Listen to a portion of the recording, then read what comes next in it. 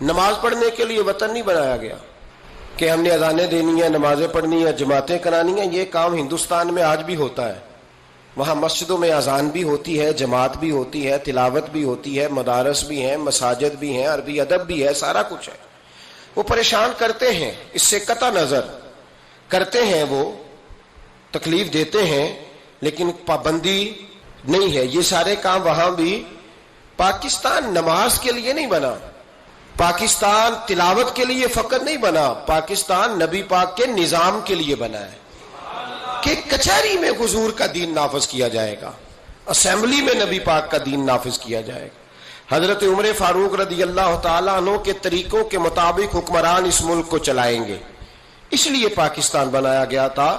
اب تو کوئی یہ نعرہ نہیں نہ لگاتا، کوئی جماعت بھی یہ نعرہ نہیں لگاتی جتنی سیاسی جماعتیں ہیں۔ حالانکہ پاکستان کا نعرہ آج بھی ہر آدمی کو پتہ ہے کہ پاکستان کا مطلب کیا، لا الہ الا اللہ محمد رسول اللہ صلی اللہ تعالی علیہ۔ لیکن کوئی بھی سیاسی جماعت اب اس نعرے کو لگانے کو تیار، بلکہ اس نعرے سے کامتے ہیں سیاسی حکمران۔ ان کو ڈر آتا ہے، ان کو پتا ہے کہ جب پاکستان کا ترجمہ لا الہ الا اللہ محمد رسول اللہ ہوگا تو سب سے پہلے ہمارے لیے مشکل بنے گی، ہمیں سب سے پہلے احتساب کے کڑے مراحل سے گزرنا پڑے گا۔ دیکھیں نا، جمہوریت کے لیے اگر پاکستان بنا تھا تو جمہوریت تو میں ہمیشہ کہتا ہوں ہندوستان کی جمہوریت آج بھی پاکستان سے بڑی مستحکم ہے۔ ایک دفعہ بھی وہاں ڈکٹیٹر کی حکومت نہیں آئی۔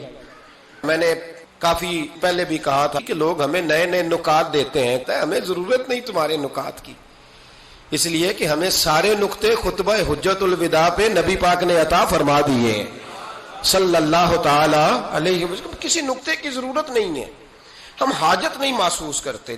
سارے منشور، سارے دستور، سارے قانون، ساری باتیں آمنہ کے لال ہمیں عطا فرما گئے ہیں، ضرورت نہیں ہے۔ پاکستان بنا تھا دو قومی نظریے کی بنیاد پر۔ نظریہ کیا ہے؟ لا الہ الا اللہ محمد رسول اللہ صلی اللہ تعالی علیہ۔ حکمران اس کو بھول گئے اور انہوں نے قوم کی ذہن سازی اس طرح کی، میڈیا کو ساتھ ملا کے بچوں کا ذہن اس طرح کا بنایا کہ قوم بھی تیار نہیں ہوتی۔ نظام مصطفیٰ صلی اللہ علیہ وسلم کے لیے قوم تیار، حالانکہ کافر کو آپ کی نماز سے کوئی مسئلہ نہیں۔ یورپ میں کبھی پابندی لگی ہے کہ مسجد نہ بناؤ؟ کبھی وہاں کسی نے کہا ہے قرآن پاک نہ لے کے آؤ؟ کبھی کسی نے کہا ہے؟ وہاں پابندی نماز پہ نہیں ہے۔ ان کو ڈر تو نظام مصطفیٰ سے آتا ہے کہ دین نافذ نہیں ہونا چاہیے۔ تو میرے بھائی، پاکستان ایک نظریاتی وطن ہے، جتنا دوڑ سکتے ہیں میں اور آپ دوڑ لیں، جتنا دوڑ سکتے ہیں، جہاں تک یہ قوم بھاگ سکتی ہے بھاگ لے۔ یہ اس چہرے کو اپنا لے یا اس چہرے کو اپنا لے یا اس کو آزما کے دیکھ لے، چونکہ اس وطن کی بنیاد کلمہ ہے تو یہاں سکون بھی اسی وقت آئے گا جب حکومت بھی کلمے والے رسول کی آئے گی صلی اللہ تعالی علیہ وسلم، صلی اللہ تعالی۔ اور اسلام ہر جگہ یہ بتاتا ہے کہ ملک کس کے ہیں؟ اللہ کے۔ تو نظام کس کا ہونا چاہیے؟ اللہ کا، اللہ کے دین کا۔ دنیا کی سب سے بڑی ہجرت ہوئی تھی جب پاکستان بنا تھا، دنیا کی سب سے بڑی ہجرت۔ 10,000 عورتوں کی عزتیں لوٹی گئیں جب یہ وطن بنا، لاکھوں لوگوں نے جانوں کی قربانیاں دیں۔ ابھی 15-20 سال پہلے ہندوستان کا پنجاب کا جو علاقہ ہے اس کو کھولا گیا تو ایک کنویں سے ابھی بھی ہڈیاں ملی ہیں جو سکھوں نے کاٹ کر مسلمان کنواں پورا بھر دیا تھا۔ اس تکلیف کے ساتھ وطن بنا، کس لیے؟ جمہوریت کے لیے، حکمرانوں کے للے تللے کے لیے، ان کی بڑی کاروں، جیپوں اور مرسڈیز کے لیے، اس لیے کہ یہاں روز نیا بل آئے گا، آج گورنر راج ہے تو آج فلاں ہے تو آج فلاں ہے۔ یہ ساری حکومتیں اگر وہی قانون جو انگریز کا بنا ہوا ہے اور وہی ساری دفعات جو آپ کے ہاں نافذ ہے وہی ہندوستان میں نافذ ہے تو بتایا جائے پھر وطن کیوں بنایا گیا تھا؟ پھر کیا ضرورت تھی؟ یہ سارے کام تو وہاں بھی ہو رہے ہیں۔ اس لیے میرے بھائی، وطن کے نظریے کو سمجھے۔ وطن بنا تھا لا الہ الا اللہ محمد رسول اللہ صلی اللہ علیہ وسلم۔ رونا روتے زمانے بیت گئے، اب آگے کی طرف دیکھنا ہے۔ جو قومیں ماضی کی لکیر پیٹتی رہتی ہیں وہ مایوس ہو جاتی ہیں، ان کے جذبے ٹوٹ جاتے ہیں۔ اب ماضی کو پیٹنے کی بجائے مستقبل کی روشنی کو دیکھنا چاہیے۔ ہمیں نبی پاک صلی اللہ علیہ وسلم نے کسی وطن کی تعمیر کے لیے جو جذبات دیے ہیں ان جذبات پر ہمیں غور کرنا چاہیے۔ حکمران تو جو کر رہے ہیں وہ تو کر ہی رہے ہیں، اور جو وہ کریں گے وہ بھی سب کو نظر آ رہا ہے، اور ہمیں سمجھ لگ رہی ہے کہ آئندہ بھی کیا ہونے جا رہا ہے، ہم نے کیا کرنا ہے۔ ایک جملہ میں کہنے لگا ہوں، اگر کسی کو تکلیف ہو تو مجھے خوشی ہوگی۔ ایک جملہ میں کہنے لگا ہوں، اگر کسی کو پریشانی ہوگی تو مجھے بڑا ہی اچھا لگے گا، کسی بڑے آدمی کو پریشانی ہوگی تو مجھے خوشی ہوگی۔ وہ جملہ کیا ہے وہ سن لیں، یہ ملک حکمرانوں کا نہیں ہے، یہ ملک عوام کا ہے۔ اس لیے کہ حکمرانوں کے بچے تو یورپ میں رہتے ہیں، ان کی تو ٹکٹیں بک ہوتی ہیں، جب تک یہ اسمبلی میں ہوتے ہیں یہاں ہوتے ہیں، اور جب حکومتیں ختم ہوتی ہیں تو یہ یہاں موجود، ان سب کے تو باہر کاروبار ہیں، رہائشیں ہیں، اولادیں ہیں۔ تو یہ وطن کس کا ہے؟ پاکستان وطن کس کا ہے؟ یہ ہمارا وطن ہے، یہ حکمرانوں کا نہیں ہے۔ دیکھیں نا، گھر اس کا ہے جس نے گھر کے اندر رہنا ہے، جس نے گھر میں رہنا نہیں اس کا وطن ہم نے رہنا ہے، ہماری نسلوں نے رہنا ہے۔ تو ہم کسی کے ذمہ کیوں لگاتے ہیں؟ ہم اپنے وطن کا خود خیال کیوں نہیں کرتے؟ ہم کیوں نہیں یہ محسوس کرتے کہ وطن سب سے پہلا کام 14 اگست ہے؟ پاکستان کے نوجوانوں کے لیے چند باتیں کرنا چاہتا ہوں۔ پہلی بات اپنے ذہن میں بنائیں کہ وطن کی جو محبت ہوتی ہے نا، حب الوطن من الایمان، وطن کی محبت ایمان کا حصہ ہوتی ہے۔ اس بات کو یاد کر لے۔ میرے نبی پاک علیہ السلام مکہ مکرمہ سے تشریف لائے تھے، حضور مہاجر بن کے مدینے آئے تھے، لیکن بخاری مسلم کی ایک ایسی حدیث ہے جس کی میں نے کبھی شرح نہیں پڑھی، اور میں اس حدیث کی شرح میں کبھی نہیں گیا اور جانا چاہتا بھی نہیں۔ نرالا رنگ ہے اس حدیث پاک کا۔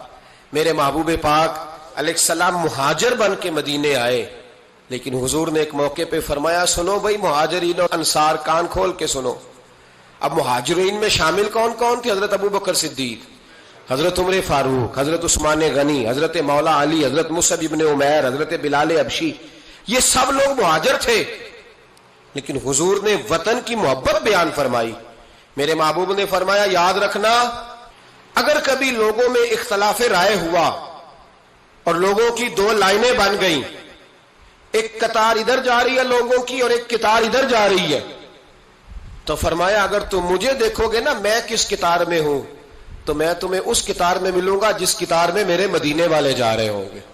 حضور نے اپنے وطن سے پیار کیا اور اپنے وطن کے لوگوں سے محبت فرمائی۔ حضرت ابو ہریرہ فرماتے ہیں، جب ہم سفر سے واپس آتے تھے نا، سفر سے واپس لوٹتے تھے اور مدینے منورہ کی عمارتیں نظر آتی تھی، مکانات نظر آتے تھے، تو ہم حضور کا جذبہ دیکھتے، میرے محبوب پاک گھوڑے کو تیز کر دیتے، سواری کو دوڑاتے، یا رسول اللہ کیا ہوا؟ فرمایا جلدی کرو، میرا شہر آ گیا ہے، میرا علاقہ آ گیا ہے۔ حضور نے اپنے وطن سے پیار کیا، اگرچہ اس وطن کی انفرادیت اپنی جگہ پہ ہے، اس کی عظمت اپنی جگہ۔ ایک پہلو ان حدیثوں سے یہ بھی ملتا ہے کہ جس جگہ ہم رہتے ہیں ہمیں اس وطن سے پیار ہونا چاہیے، ہمیں پاکستانی ہونے پر فخر ہونا چاہیے۔ مدینے کے بعد، مکے کے بعد اگر ہمیں کسی وطن سے پیار کرنا چاہیے تو پاکستان سے کرنا چاہیے، اس کی گلیوں سے، اس کے کھیتوں سے، اس کے کھلیانوں سے، اس کے گاؤں سے، اس کے شہروں سے ہمیں پیار کرنا چاہیے، ہمیں محبت کرنی چاہیے۔ ہمارا معاملہ کیا ہے؟ ہم صرف اپنے گھر سے پیار کرتے ہیں، اس لیے 1.25 کروڑ روپیہ بنگلے پہ لگ جاتا ہے، 10,000 روپیہ لوگ اپنی گلی پہ نہیں لگاتے۔ وہ گلی کس کی ہے؟ اس پہ کیوں نہیں پیسے خرچ ہوئے؟ کہتا ہے وہ ٹیکس دیتا ہوں تو ٹیکس والے خرچ کریں گے۔ او خدا کے بندے، وطن تیرا ہے تو گلی بھی تیری ہے، اس کی تعمیر کی ذمہ داری بھی تیری ہے، تو چھوڑ۔ اگر وہ اتنے ہی اچھے ہوتے تو اب تک سنور نہ گیا ہوتا۔ تو اپنی گلی کا خیال کر، تو اپنے علاقے کا خیال کر، تو اپنی بستی کا خیال کر، تو توجہ دے، تو اس کی تعمیر میں کردار ادا کر۔ الیکشن آیا تو لوگوں نے کوڑے کی تصویریں کھینچ کھانچ کے سوشل میڈیا پہ ڈالی، فلاں ایم صاحب نے بھی اپنے علاقے سے کوڑا نہیں اٹھوایا، فلاں نے بھی کوڑا نہیں اٹھوایا۔ کوڑا جب بارش ہوتی ہے تو تعفن پھیلتا ہے، ایسی سخت بدبو آتی ہے جس سے امراض پیدا ہوتے ہیں۔ حکمران نے کوڑا نہیں اٹھایا، بلدیہ کے لوگوں نے ذمہ داری محسوس نہیں کی، ایم این اے صاحب کے حلقے میں ڈھیر لگے ہوئے کوڑے کے۔ لیکن ایک سوال ہے، پوچھنے کی اجازت ہونی چاہیے۔ وہ سوال یہ ہے کہ کوڑا اٹھانے والے نے تو نہیں اٹھایا، پر بتائیے کوڑا پھینکا کس نے تھا؟ جو آدمی سودا خریدنے کے لیے 4 گلیاں آگے جا سکتا ہے، وہ کوڑا پھینکنے کے لیے بھی تو جا ہی سکتا ہے نا، اس کو پتا ہے نا کوڑا پھینکنے کی جگہ، پھینکا کس نے کوڑا؟ اچھا ایک بات اور ذرا آپ کی توجہ کے لیے، सोशल लोग हैं हम मुआशरे का हिस्सा हैं। आपके घर में जो बेटी का रिश्ता देखने आता है ना, वो जिन चीजों पर कमेंट्स करता है ना, उनमें एक चीज ये भी होती है, वो लोग कहते हैं भाई आपका घर भी अच्छा है, आप लोग भी अच्छे हैं, लेकिन जिस इलाके में आप रह रहे हैं ना, वो इलाका साफ सुथरा नहीं है, वो इलाका अच्छा नहीं है, वो उस चौक में भी कूड़ा पड़ा है, पिछले चौक में भी कूड़ा पड़ा है। तो ये जो गलियों में कूड़ा पड़ा होता है ना, ये उस मकामी लोगों की तहजीब की अक्कासी करता है। आप इस पहलू पर, ये मैं अपील कर रहा हूं, मैं गुजारिश कर रहा हूं, मेरे बुजुर्ग मेरे दोस्त नाराज ना हो, मेरी बात पर तवज्जो दें। अब सुने, मेरे नबी पाक सल्लल्लाहु अलैहि वसल्लम ने हमें तरबियत क्या दी। हुजूर अलैहिस्सलाम फरमाते हैं, इमाम राजी ने तफसीर कबीर में हदीस लिखी है, महबूब फरमाते हैं कयामत के दिन अल्लाह तबारक व तआला एक गुनाहगार के बारे में जन्नत का फैसला फरमा देगा। वो गुनाहगार बड़ा था, बड़ा मुजरिम था, बड़ा, बंदे को पता होता है ना अपना कि वो कितना गुनाह, वो गुनाहगार ना रब के करम पर रो पड़ेगा, अपने रब की अता पर शर्मिंदा होकर रोएगा और हाथ बांध के अर्ज करेगा, मौला मैं तो जानता हूं मैं क्या हूं, ऐसी कौन सी मेरी नेकी थी कि तूने मुझे बख्श दिया। वो खुद शर्मिंदा होके तड़प के बोलता है, तड़प के, मेरी उजरत मेरी मेहनत से ज्यादा क्यों है, मेरे मोहसिन तेरे एहसान से डर लगता है। तो वो खुद बोल पड़ा, कहने लगा मौला मेहरबानी फरमा, मुझे बता ये मेरे ऊपर करम कैसे हुआ, मैं तो इस काबिल नहीं था।